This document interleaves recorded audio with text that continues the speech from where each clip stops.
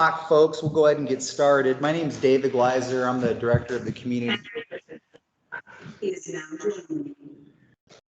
Gotcha, Ashley. As I was saying, my name is David Gleiser. I'm the director of the Community Economic Development Department. We'll go ahead and start this meeting, but before we do, I'll just read some opening remarks on behalf of the chair. This evening's meeting of the Woodbury County Board of Adjustment, today's date is June 7th, and the time is 6:01 p.m. Tonight's meeting will be recorded and minutes will be prepared. In respect to all parties, we ask those present turn off your cell phones or set them to vibrate. Those in attendance are asked to legibly complete the attendance sheet upon the front table. I'd like to take a moment to review the procedures that the board will follow tonight. First, the board will handle the normal housekeeping agenda items. Then for each application on the agenda, the chair will open the public hearing on them. Planning and zoning staff will then present the staff report, including the staff recommendation. Any letters or other communications received from the public prior to the public hearing will be entered into the record. The applicant will then have the opportunity to present his or her case and respond to the staff report. Next, we'll hear comments from the public. If you would like to speak either in support of or against this application, you must come to the microphone. Please first state your name, address for the record. All interested parties shall be heard, but repetitious comments should be avoided. Repetitious or irrelevant comments may be ruled out of order by the chair, and we ask that you remain respectful and courteous with your comments at all times. After all public comments have been heard, the staff and applicant may make a closing statement. The hearing shall then be closed by motion and a vote. Thereafter, no further comments from the staff, public, or applicant may be heard unless asked specifically for by the board. The board shall then deliberate the case and may ask questions of the applicant, the staff, or any other party offering testimony.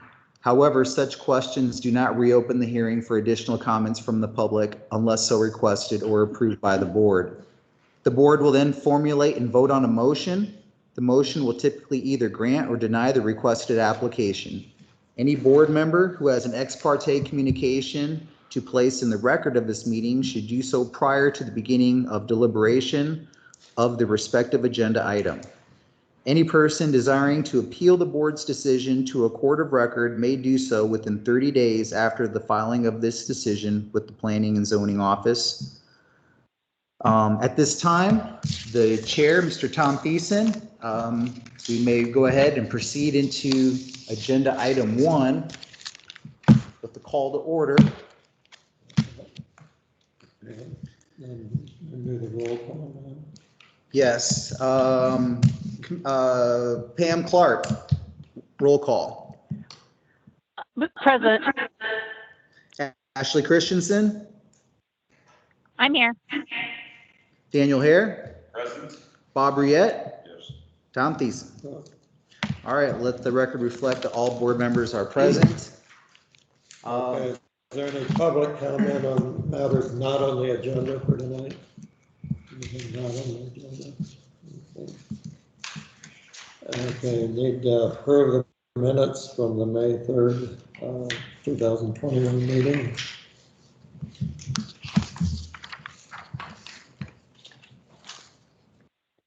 This is Pam Clark. I move to approve the minutes. I'll second. We have a motion by Pam to approve the minutes, second by Bob. All those in favor say aye by roll call. Dan Hare. Aye. Bob Riette. Aye. Tom Thiessen. Aye. Ashley Christensen. Aye. Pam Clark. Aye. Minutes are approved. Through the items of business, the conditional use permit for the telecommunications tower proposal. We have the staff analysis. Yes. You're gonna do that. I'll go ahead and do that for you, sir. We have before the Board of Adjustment tonight a conditional use permit application that's being submitted by US Cellular of Greater Iowa, or I'm sorry, is it USCOC of Greater Iowa LLC. They're proposing to construct a 155-foot monopole telecommunications tower total of 159 feet, including the lightning rod, on land leased from KVH Properties LLC in the northeast quarter of the southeast quarter of Section 20, Township 86 North, Range 45 West. That's located in the Willow Township on parcel 864-520-400002, which is west of the Mobile Blacktop and north of 320th Street. This property is located in the Agricultural Preservation Zoning District and is also located in the Zone A Special Flood Hazard Area, which is the floodplain and is subject to a county floodplain development permit. The proposed use requires review by the Zoning Commission and approval by the Board of Adjustment. Last week on May 24th, 2021, the Zoning Commission held its public meeting and voted in favor 5-0 of recommending the proposed application to the Board of Adjustment for approval. As always, we have, publicly noticed this meeting as required by law. We tapped and communicated with all the internal and external relevant stakeholders. We had a certified abstractors listing of property owners within 1,000 feet. They were all sent a letter. As of the printing of this packet, our office had received one communication from the phone from Daryl Carr. He's a neighbor who called the office and stated that he has a private airstrip nearby and inquired about the location and the proximity to his flight path. Mr. Carr called, I think it was a day after, maybe 2 days after, at the latest, of the Zoning Commission's public hearing. So we were not aware of that. And I guess I would note that the applicant, they did do their due diligence and check with the FAA and were not made aware of this airstrip. So it's believed that it's an unregistered airstrip to our knowledge.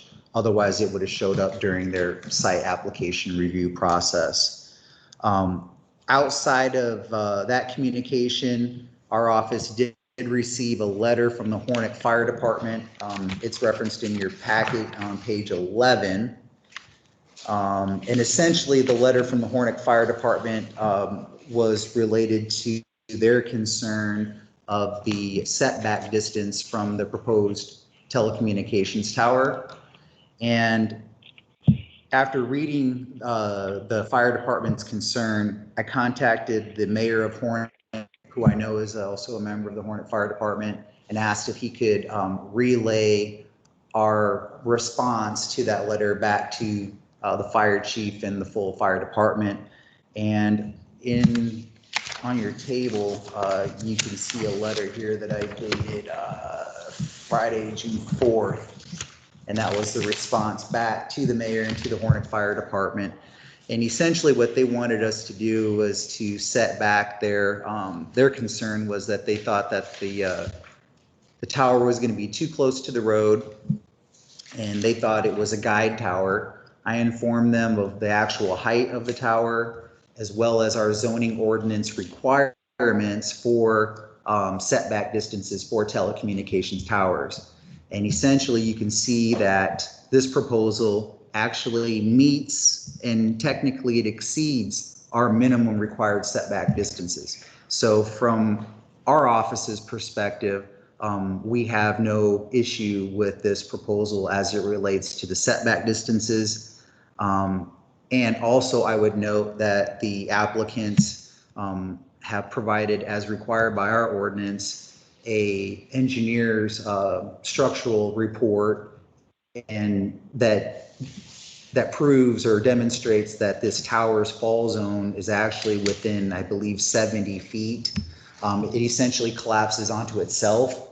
And so that said, we don't have any issues, or we don't believe there's any public safety threat as it relates to the setback distances. Now, that said, this is a complete application. It was very thorough. We received everything that we needed. Staff recommendation was to approve it, as well as the zoning commission. Now we've got some new information in front of us that, the board is going to have to make a determination on, and that's the proximity of this private airstrip. I know Josh is here on behalf of the company from US Cellular. I guess I would just say that at this point, we believe we don't have enough information as it relates to the airstrip. Can you locate it on the map? Okay. Can you locate it on the map? And it is registered with the FAA. It is. Yeah. So you have the part of the tower on It there? is not published, but it is registered. Okay. 8 years ago. Okay, the arrow points to the pinpoint of the tower. They are on the map. They don't show the arrow on there. The arrowhead is pinpointing. It doesn't show it on there of the tower. I'm sorry, what are you looking at? The arrowhead points to the, is that the pinpoint of the tower? Not the precise It location. seems like the way to read through, there's 3 locations potentially for this. Are there only, are there potential locations or is there a set exactly where it's at?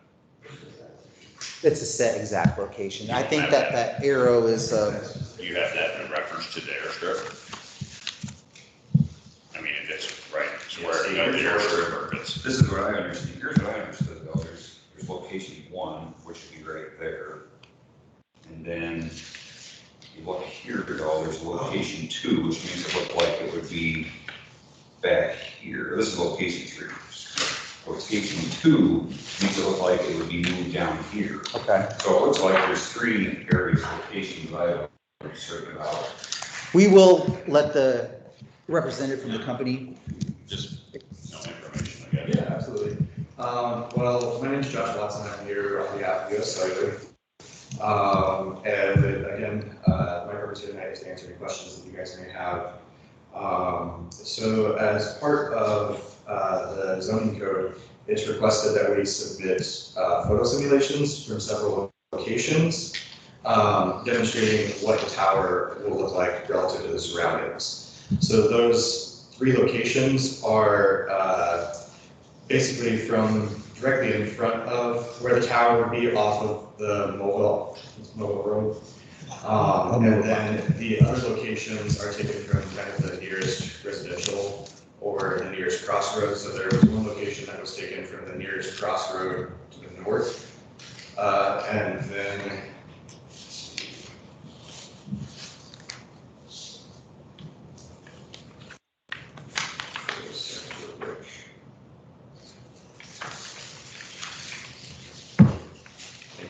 Where that Google Docs at, is that? okay, yeah, so on page 19 of your guys' packet, the red dot on the map is where the tower is, and then on the smaller map adjacent to that, the X is where the photo was taken from.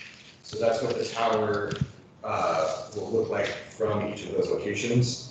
So you can see, Those proposed view, the 3 different locations, just different views of the same spot where the tower is. I understand that. Your little gizmo, you see the dot that we have in Google Docs? Right there. Does that give an approximate distance? That's gotta be a quarter mile or more. From the end of this strip, you can see this. oh, down there, yeah, so we can kind of try to. Just a problem, my wife, I had talked to the mayor, one today, actually. There's no guide there, so I think you can try it.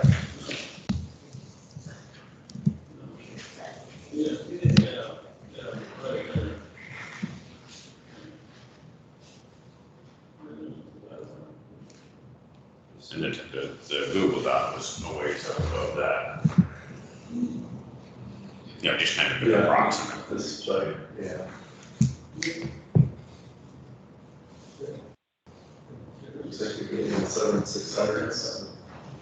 750, Yeah. 600, 700. I Have you seen us take out there? That's closer now, I guess. Yeah. Josh, when you contacted the FAA, can you talk a little bit about that process or what that entails and? what- Sure. There is an official form that we submit to the FAA. Typically, only if it's above 199 feet or if required by the jurisdiction. That is one of your guys' requirements. So we did submit that. We received that back in October of 2020. And it states that the aeronautical study revealed that the structure does not exceed obstruction standards and would not be a hazard to air navigation, provided the following conditions are met. Based on this evaluation, marking and lighting are not necessary for aviation safety. However, if marking and lighting are accomplished on a voluntary basis, we recommend it be installed in accordance with FAA Advisory Circular 70/7460-1, I'll change 2. And this determination expires on April 13th, 2022, unless the construction is started but not necessarily completed, and the FAA Form 74602 notice of actual construction or alteration is received by this office, unless it's extended, revised, or terminated by the issuing office, or the construction is subject to licensing authority of the FCC, and an application for the construction permit has been filed as required by the FCC within 6 months of the date of its determination. In such case, the determination expires on the date prescribed by the FCC for the completion of construction, or the date the FCC denies the application. Does that also, when you do these, would this normally identify an airstrip or other things within the proximity of your proposed location? I would assume that the FAA has knowledge of assets or structures or things that may pose a hazard or a threat to flight path. Sure. Yeah, so it usually does come up in here, even if it's private. Now, the regulations are different between like a private and like a commercial large airport, like Des Moines or something like that. Usually with private ones, it will say, there's a determination of no hazard. However, this is nearby and you should, at least provide them with notice. And the FAA determination that we have doesn't even, bring up anything nearby. Okay, thank you.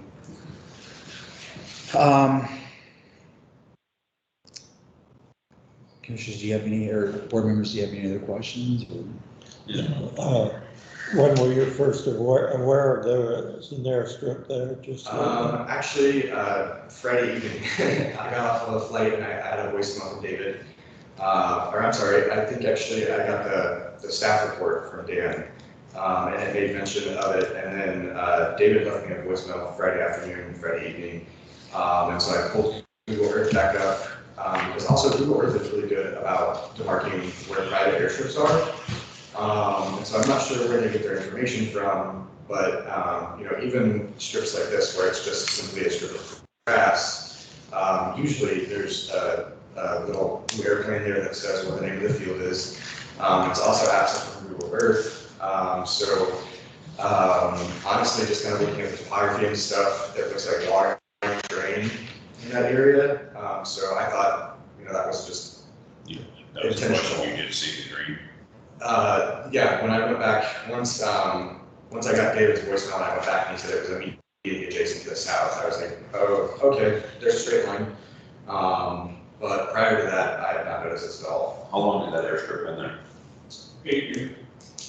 It's not lit, it's not, just use your VFR line. What's that? You just VFR, it's not lit or anything.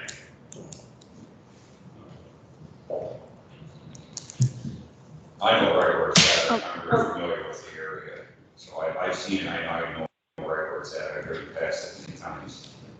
I guess the concern I have is I've talked to the fire chief today and the mayor, Scott Mitchell, and with my phone call with the mayor, Scott Mitchell, he made it sound like that, in his communications with, you, that you guys had taken into consider their,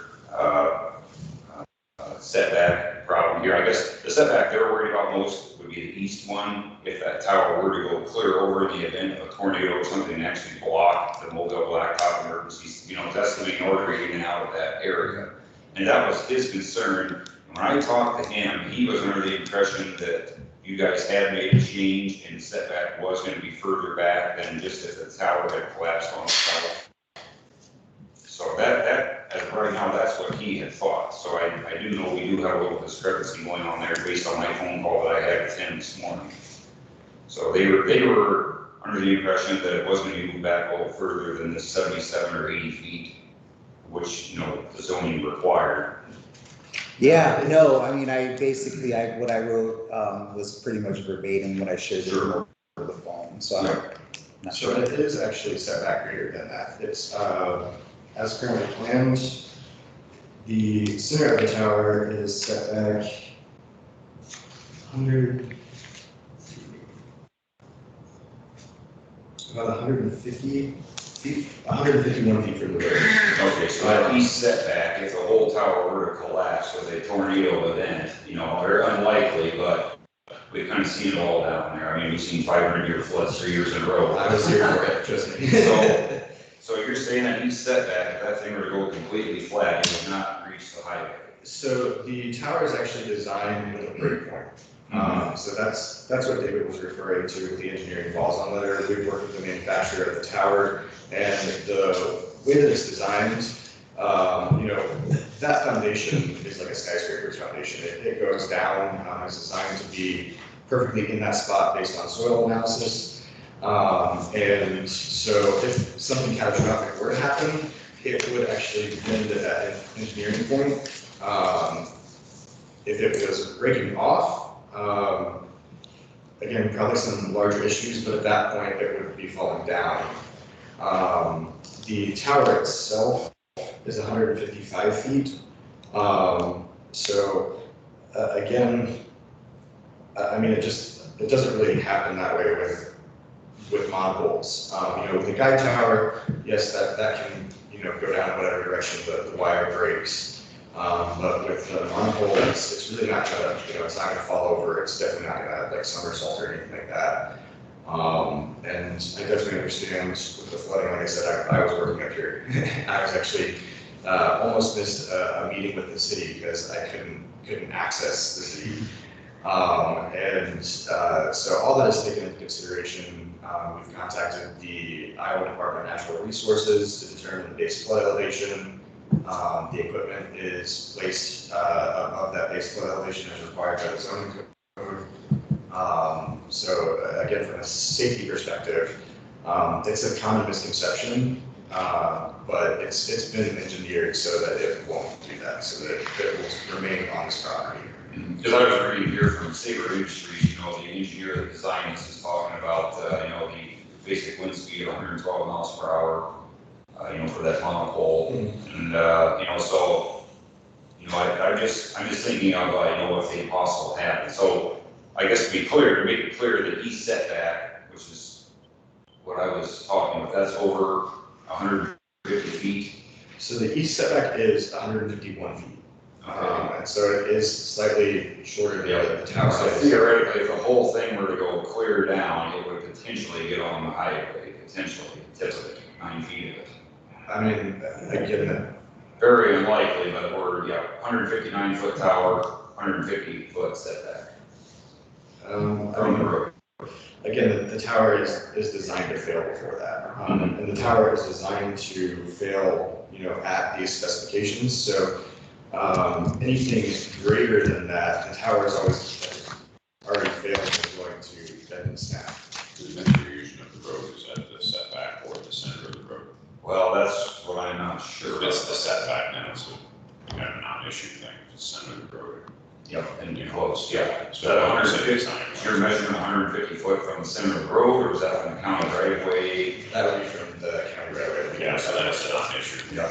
So the This distance, is probably just 30 foot right away. Yeah. 60 We looked at it Yeah. forwards and backwards. But kind of makes That was the mayor's biggest issue, was that he setback, to make sure if the thing went clear flat, that we would not block that highway, so.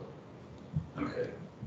Yeah, initially I think he thought it was a guide tower and I told him it's not, you know, and that's not how these things fall or whatever, it wouldn't. But,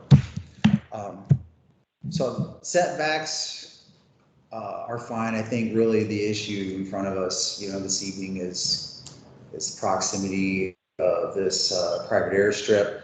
Do you guys have any other questions for Josh, or do you want to let the, neighbors come up? I don't, It couldn't be in really a worse place unless it was further south, then it could be worse for that. But Josh, do you have any other closing statements? I know you had mentioned some of the things that, you know, as far as this being part of a larger communication network and some of the federal funding that's involved. Sure. I mean, you know, this particular site has been in the works for several years now, actually.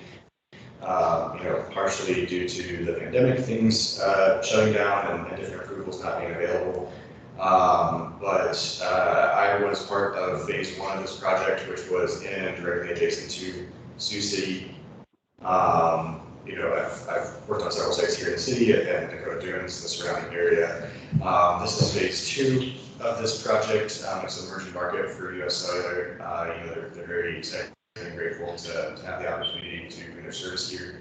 And this phase is really bringing high-speed data and phone coverage to a lot of the more small rural parts of Iowa, kind of down the Iowa-Nebraska border.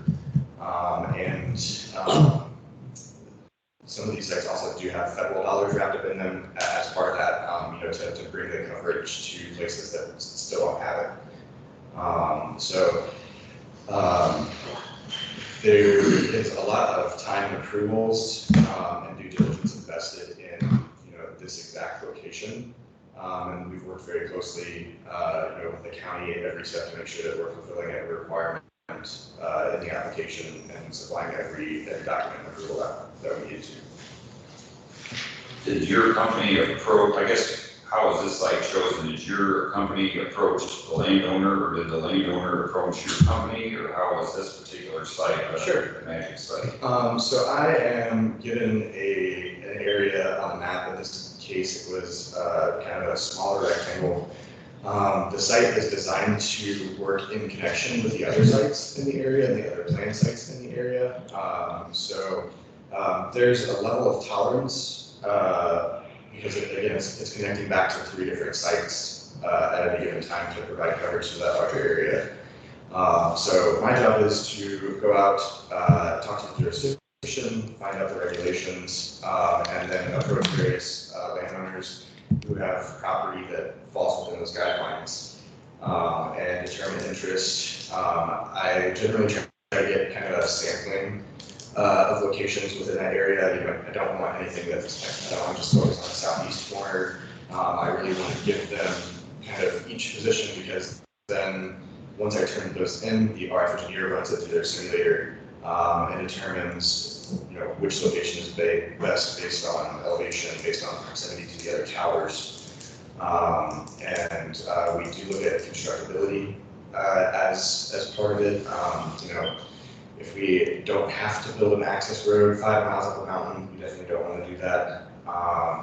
And we work with the property owner to determine kind of what works best for them on their property while maintaining those setback requirements. You know, going further in or away in this case takes up more of Mr. Heck's land, takes more of it out of production.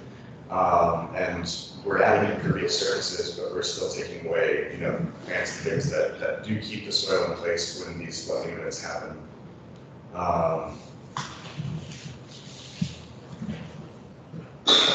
your access to the tower will be from the mobile blacktop, right? Yes, sir.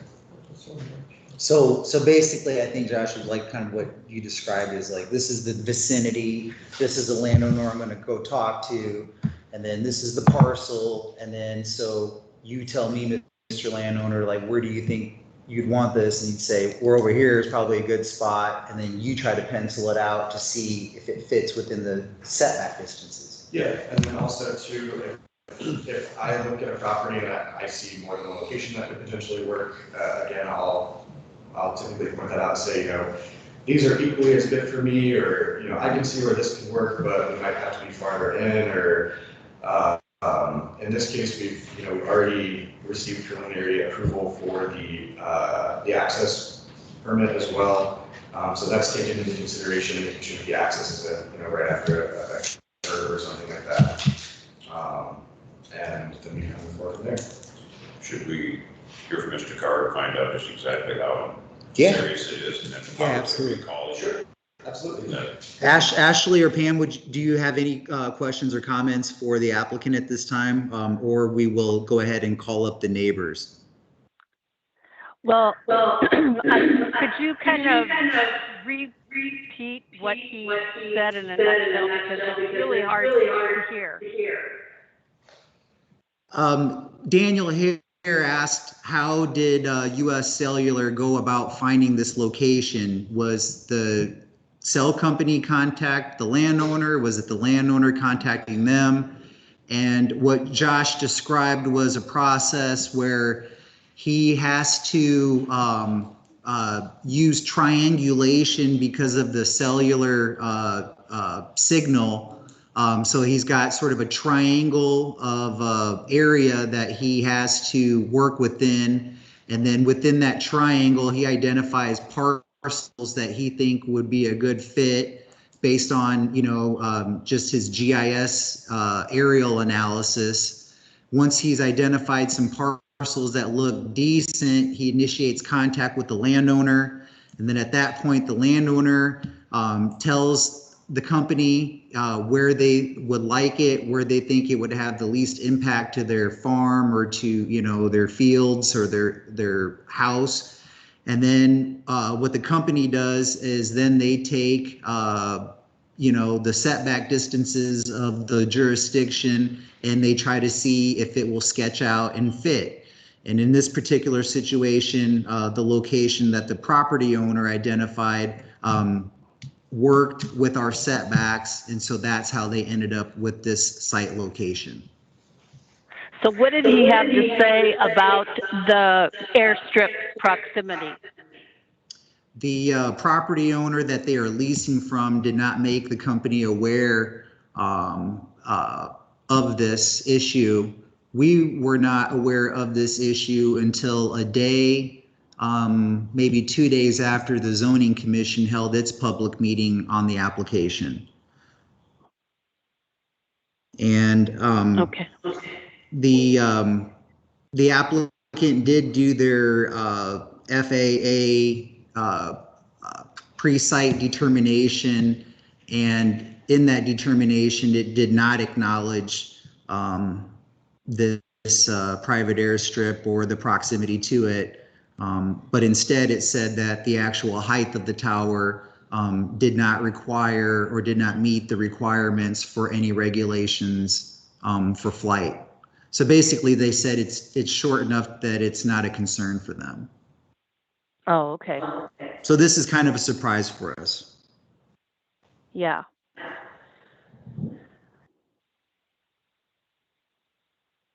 If there are no other questions, we will let the neighbor, the operator of the airstrip, address the board.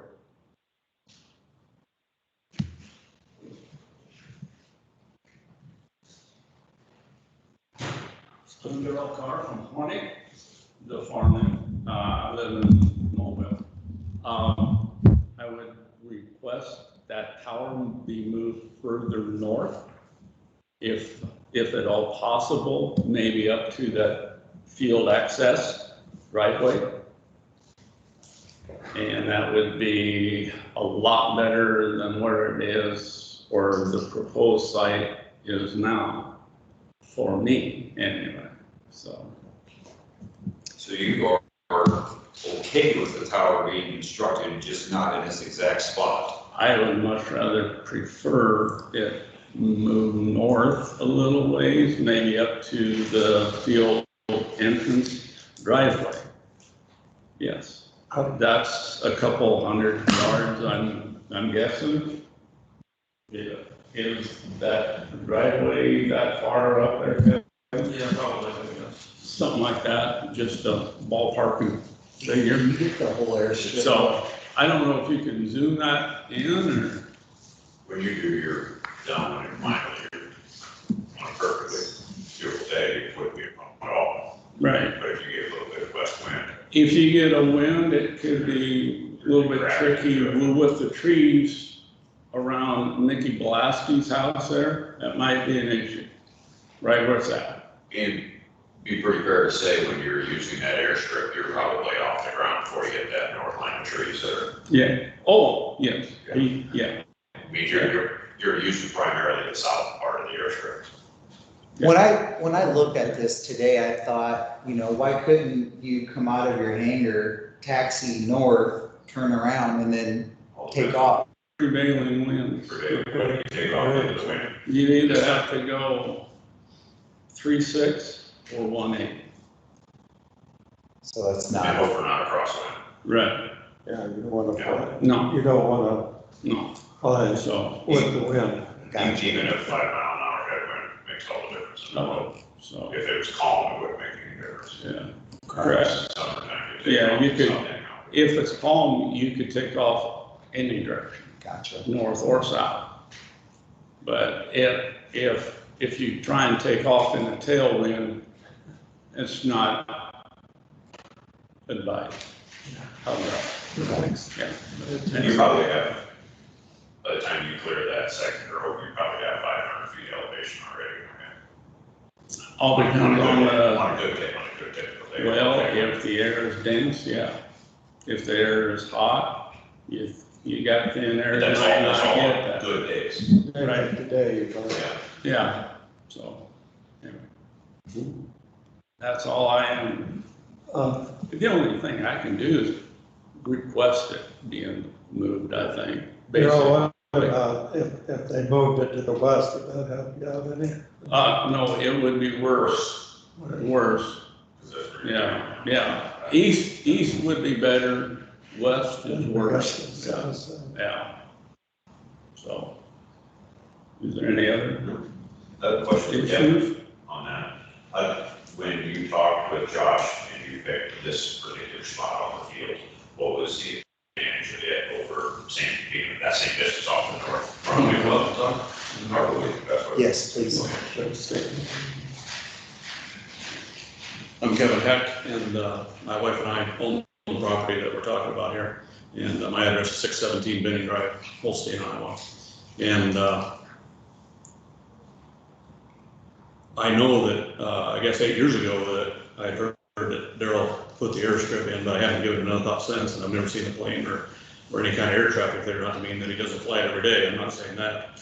I'm just saying that this was a surprise to me when the letter came here the other day that said that was going to be an issue, because 8 years ago I had heard that was the airstrip that went in, but I couldn't tell you what the plane looks like or what size, so I haven't given it another thought since. The idea behind the location now is that that's kind of a corner of a farm that doesn't farm very well. And when I was talking to Josh, he said that was kind of the ideal location, that the access is good for maintenance down the road and that type of thing, and everything about it just made sense to me in that location, opposed to any other spot on the farm. And I thought, with the technology needs in the area, I thought it would be a good benefit for the community and going forward with the technology. And I definitely don't want to cause, Daryl any issues with it, that's for sure, but I hadn't given it any thought that there was an airstrip issue there. Soil quality was your first.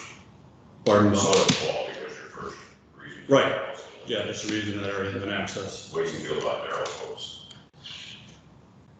That changes the flow of the farm currently, because on that side of the farm, those roads that go east to west are a mile.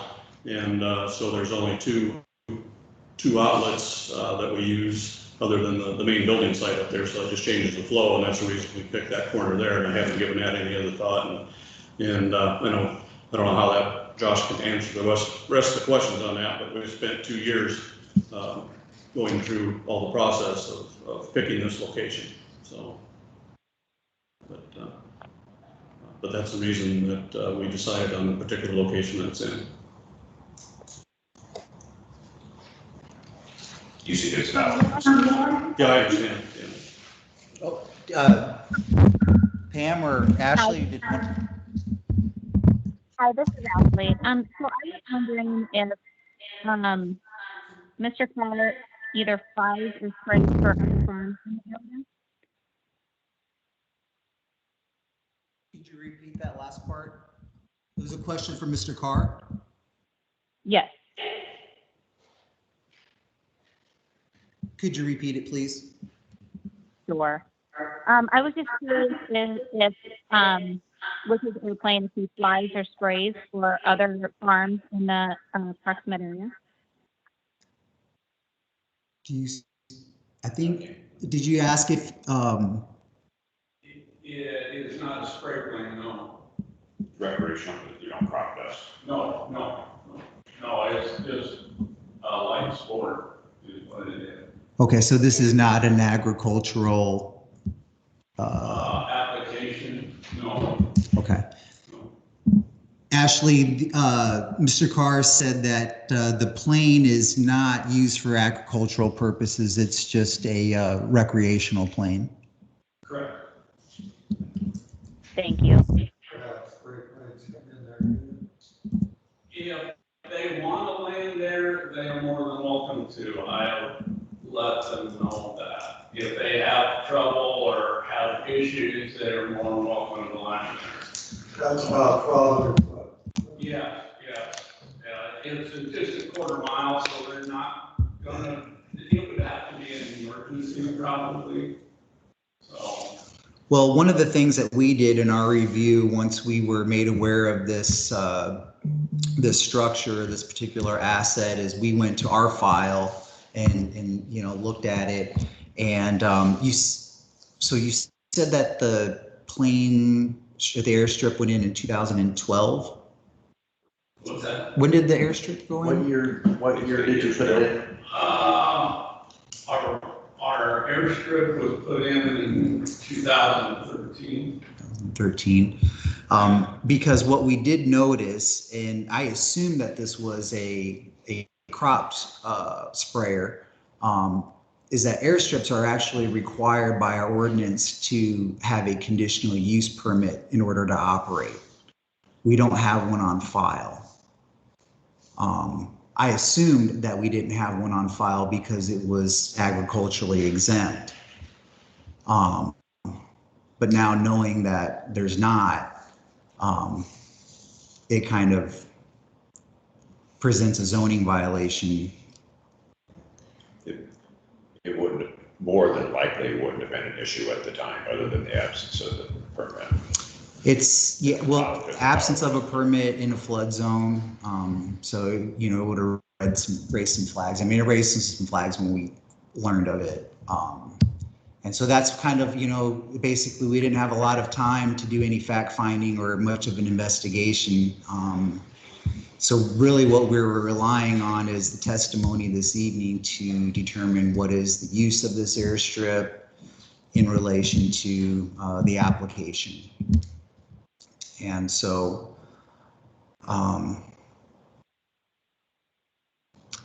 those are the facts that we know as of today.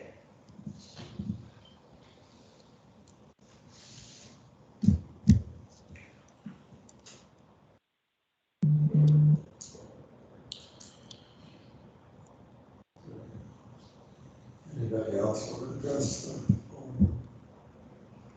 Folks, if you would like to ask a question or say anything, you. Yeah. We're far enough away. Okay.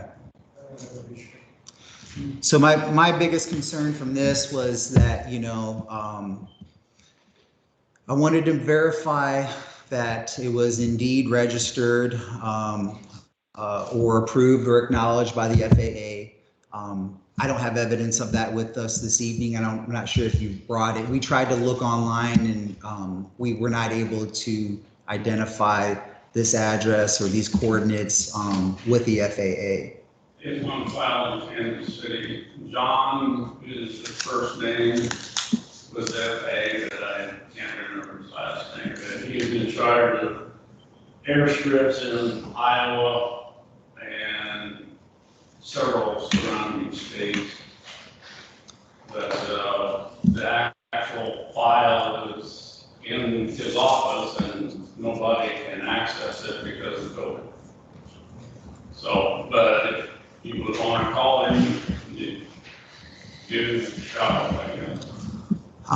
Well, Dan did some research with the FAA, and we were unable to, like I said, come up with anything at this particular location, these coordinates. And so I'm not sure if this is an issue where something has lapsed in terms of your permitting or your registration with them. I don't know.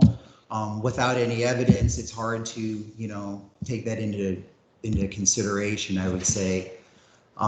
Again, I would say that as it sits, an airstrip requires a conditional use permit, just the same as a telecommunication tower requires a conditional use permit. And so I think that is a factor that the Board of Adjustment will need to take into consideration as you make your decision this evening. You know, one of the things that other jurisdictions do, I know, like on wind towers, is that they would make an individual provide documentation from the FAA that this was an improved airstrip prior to the submission or prior to the effective date of that ordinance. A little different now, you know, and initially when I thought, or when I was made aware of this, is that if we had, you know, documentation that this was filed and approved and maintained and in good standing prior to the submission of this application for the tower, then I think, you know, the board would be in a good position to maybe deny the request. As it sits in front of you today with the complete application and, you know, with a use and an activity that's not permitted, I would not recommend that as being one of your factors. I spoke with Joshua Widman in the county attorney's office this morning and kind of huddled up with him and wanted to make sure that you folks had the right criteria to base your decision on. And one of the things that he recommended was that we would ensure that the operation and that the use is allowed, that it's permitted and such correctly. And if so, then you could probably, or you could with confidence deny the request or make the applicant, ask the applicant to consider another location. But I know that Josh, in talking to him this morning, has stated that he'd be willing, or the company may be willing, to do other modifications to the tower to help make it more visually standing out. And so, you know, but that's all I have really as far as a recommendation for you. Dan couldn't find anything from the FFA on the existence of this, but if it was an actual paperwork had been done through the FFA and it is on file, like Darrell had said, how would that affect all of this? I would still say that we do not have an approved conditional use permit to allow that activity to occur. What are the objections to moving that forward? You know, there's a lot of things that the Iowa Code Chapter 8C, and it's on page 5 in your pamphlet, in your backup material. This is straight from Iowa Code. These are things that local jurisdictions cannot do. And so I would just encourage us to make sure that we adhere to those standards.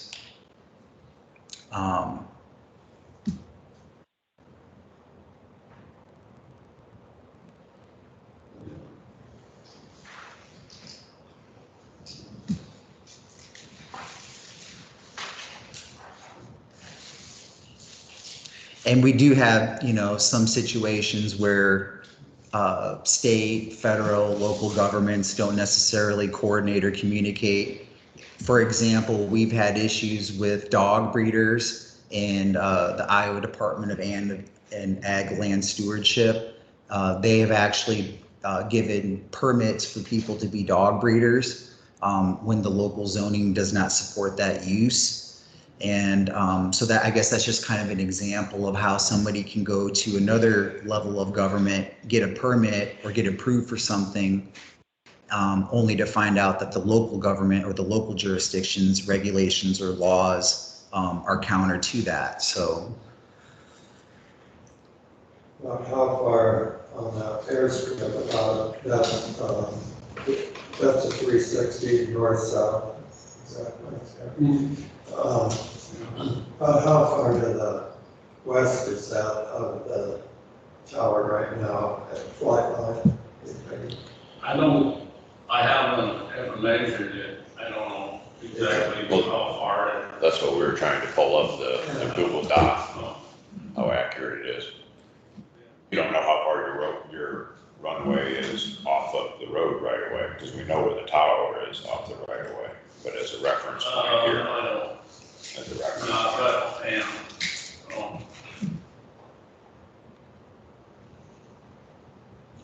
The right of way line in, it looks like 250 to the end of the runway. something like that. Okay, then what is it to the tower then? What we determined that was just 150 foot? Was it 159? Yeah, 160 foot. So you're already 1,500 feet west of the tower. Or the runway is. Yeah, right. So I guess by the dock and the overhead view, the plan view on here, it looked like it was more in line. No, it is all set, yeah. Yeah, it is not square on, no. You always do straight in, straight in landings. Yeah. You don't get it. No. Well, I make a circle. Or, no. The other thing that I noticed there, Bob, too, is there's no principal residence. At the runway? That's just a building site? That's why I thought it was farm, you know, I thought it was a farm spraying deal. Yeah. Actually, we should even, we should sort of be talking about a conditional use permit to facilitate that activity if he wants to do it anymore. That's where I was gonna kind of go with it. Where does the county set on that? I mean, if the county is in the position, or you're done with that runway anyhow, that's kind of a moot point. So Do you think the county would be willing to post it, receive an application for a conditional use permit for one that's already in place? And then that would put the restrictions on him if the tower is So we have had situations where we've.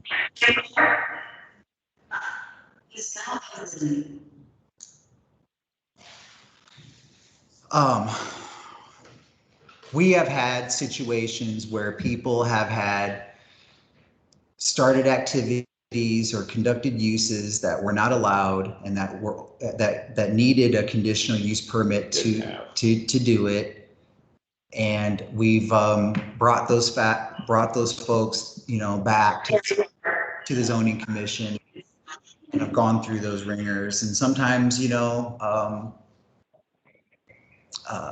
I mean, yes, that's a possibility. I mean, if we factored in all of this information right now, then we're focusing on this, and then the conditional use application would fall on Mr. Carter's lap, and he would have to follow the conditions with. Correct. The existing runway is there. You know, and this is also another situation where, I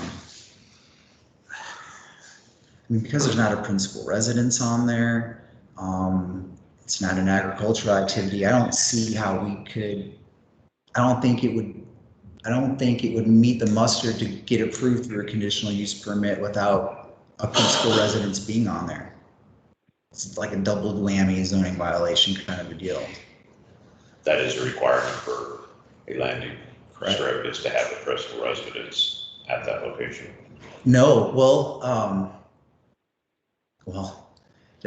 no, not necessarily, but in this particular situation, because it's recreational, you know, it'd be different if it was commercial. So if he was, you know, crop dusting and, you know, other sorts of things that, and then you look at spot zoning and those sort of things about where commercial but by design, it's set up for conditional use, and with it being a recreational use, I would assume the zoning commission would want a principal residence on the property to ensure that that conditional use that they're granting could be monitored, and, you know, because there's going to be issues with security down there, and, you know, the typical things that a zoning commission would look at would say, okay, you're asking me to do this. What are the safety precautions? You know, if you're not going to be on site, you know, what are the, you know, So those are things that get run down the ringer in those hearings. hard to have both, then, isn't it?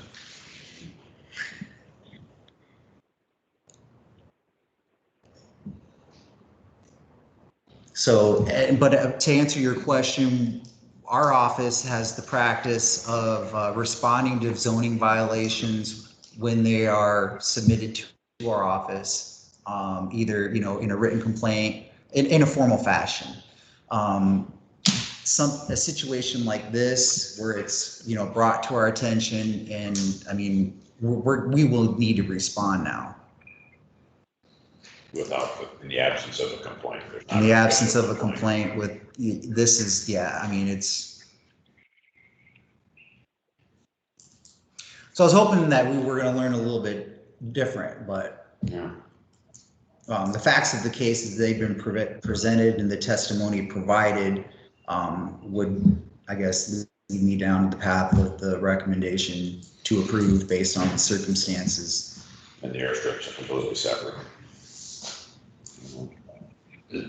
Is there any, I guess, I like trying to keep everybody happy as possible. I mean, is there any solution that you guys can think of that would make both parties happy, or? You know, I mean, I'm not really forcing anything.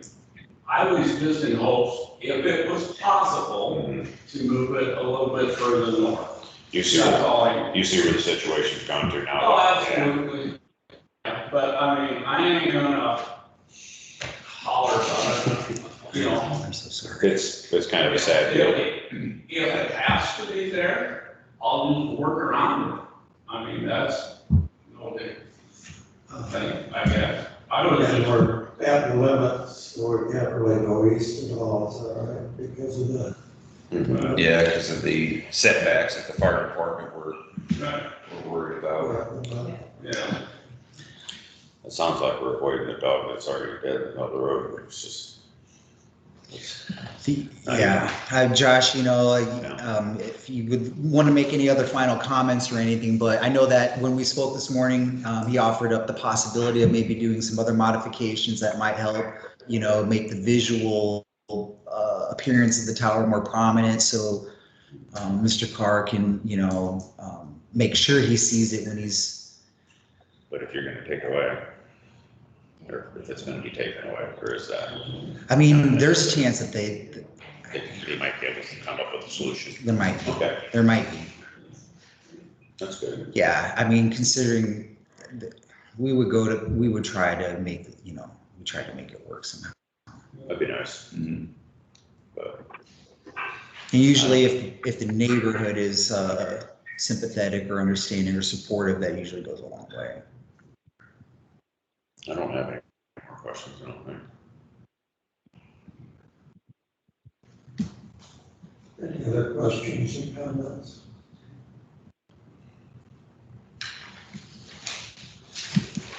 So it is pretty much a no-go to move the tower any further to the north. So, Based on the landowner's wishes and what you guys have done. it does represent, tens of thousands of dollars of work that's already been done. I mean, at a minimum, we're looking at probably 9 months worth of approvals. For, again, a spot that we weren't aware of was an issue until a couple of days ago. We absolutely want to be as a neighbor, the best member of the community that we can be. But at this point, we moved it. Like our FAA approval, let's move it, I think, between 25 and 50 feet from that exact location. But after that, that has to be rerun. The base declaration would have to be rerun with the Iowa Department of Natural Resources. Need the shipment, so short period travel review, all these things have to go back through and all of that. I did pull up. You need me to. We can hear you, Pam. Pardon? We do also pretty early in the process. Thank you. Usually go through a third party consultant for FAA stuff, just in case, that we can get something even earlier than before we file with the FAA. I don't know that that's something that I provided to the county since we had an actual FAA determination. But it does say that we're over 14 nautical miles away from the nearest public use airport. The proposed site is not within any instrumental approach of that airport. The nearest private landing facility is IA 58:B-8 Farms, which is an airport type landing facility eligible for study. However, it is 8.57 nautical miles southwest of the proposed site. And it even states pretty explicitly the proposed 159-foot AGL height would not adversely affect low altitude en route airways and or VFR routes in this area. So again, we really, according to federal record and information that was available to the county and to us, this doesn't exist. And like I said, I mean, now it's been brought into question whether it's even a permissible use on that property. So even if we offered to help relocate the landing strip, the conditional use sounds like it probably wouldn't be approved. So that's just kind of the facts that I have.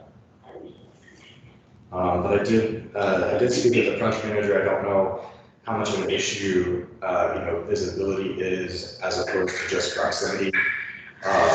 It is within the county's zoning rights to request that we alter the visibility of the tower. FAA says that they don't have to, and generally, my experience with communities is they don't like it.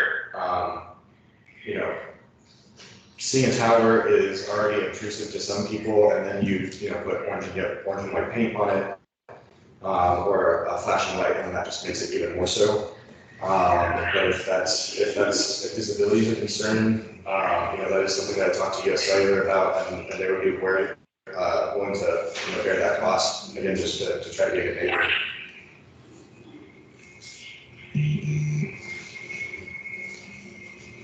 Thank you.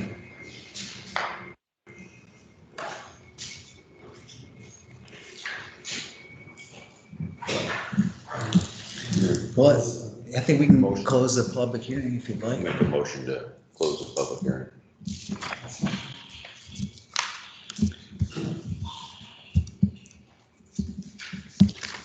Roll call. I guess it's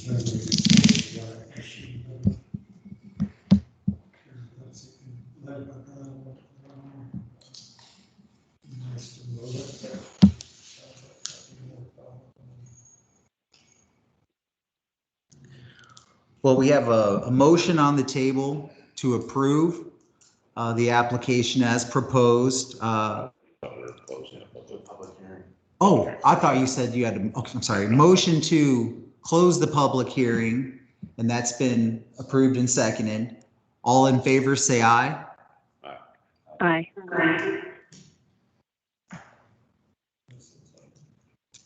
Ashley? Aye.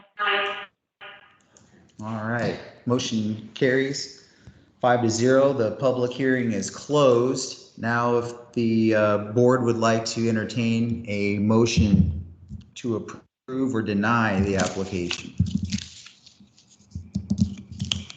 I would move to approve the application.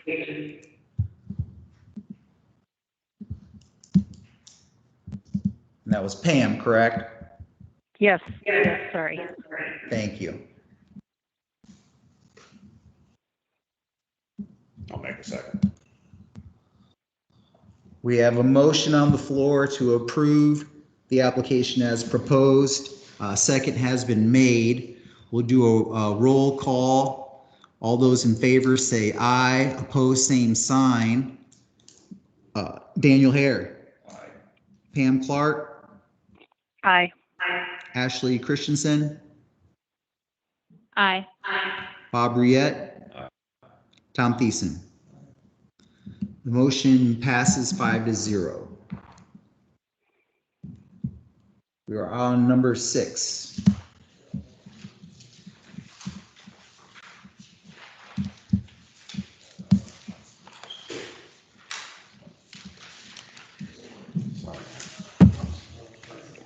It'd be nice. That's kind of cool with the facts we've got, you know, Yeah. rules in place, or feelings. I need to leave the meeting. All right, it does not appear that we have any other public comment on matters not on the agenda. Do any board members have any comments or inquiries? I need to leave the meeting right now because I have another meeting I have to be at. Okay, we will go ahead and adjourn, Pam, so you are free to leave. Okay, thank you. You're Bye. welcome. You guys want to? Yeah, I don't know. You know, technically, if the chair motions to adjourn, meeting's done.